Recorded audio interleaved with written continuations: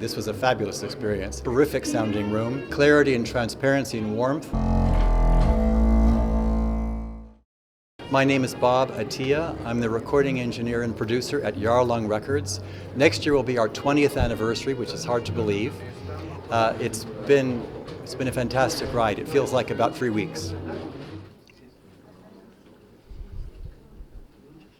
I like to joke that we have two divisions to our enormous empire of record label. We have the non-profit, Yarlung Artists, which raises money to support the recordings that we make. And then we have the no-profit, the label itself, which releases the analog tapes and vinyl and CDs. Our music is all new. So it is musicians whom you may or may not have heard of, and it's a lot of new music that we commission. So it's not war horses. It isn't yet another recording of Tchaikovsky's Fifth, although we do have Mahler's Fifth Symphony that's rather nice. But most of our music is unknown to people, so they actually come to the musicians because of the label, which has been really fun. We've been able to introduce audiences to these musicians and to these composers because of the quality of the sound, and that really feels good. We started with vinyl. We started with Jacaras, which is a Renaissance tune by Gaspar Sanz from middle of the 17th century. I introduced him as one of the early jazz musicians because, of course, Renaissance musicians improvised most of the time. They had a ground bass or an original tune, and then the rest of their performances were heavily improvised. So he was an early jazz musician. We also played our first jazz recording with Sophisticated Lady Jazz Quartet, and it was a piece called Bicycles by Gary Wicks. That was actually the first track we played on vinyl.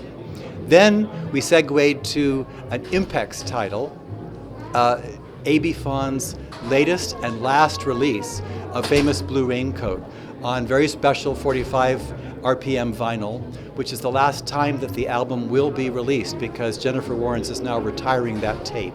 And that was a treat. It was, I'm sure, given that I have about 5 different versions of it, the finest pressing of that entire album.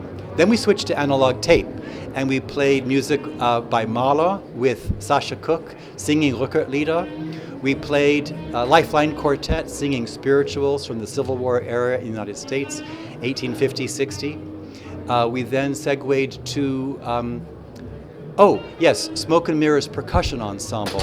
And we just cut fresh lacquers, by the way, for that vinyl recording, if anyone wants to hear more marimba and drums. That was really fun to hear in your room, and that's where I noticed the phase information was so correct in the Nagra setup.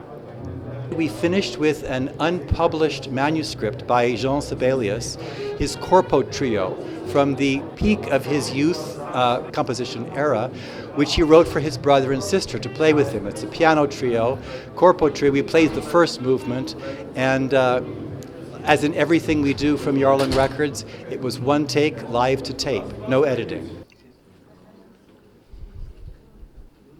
First, I want to thank you and the whole Nagra team. This was a fabulous experience. Terrific sounding room.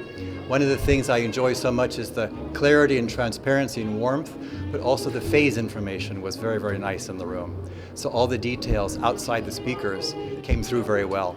People could hear the applause all around them from the recordings, and I'm a soundstage junkie, I have to confess, so that was a real pleasure to play our music for you.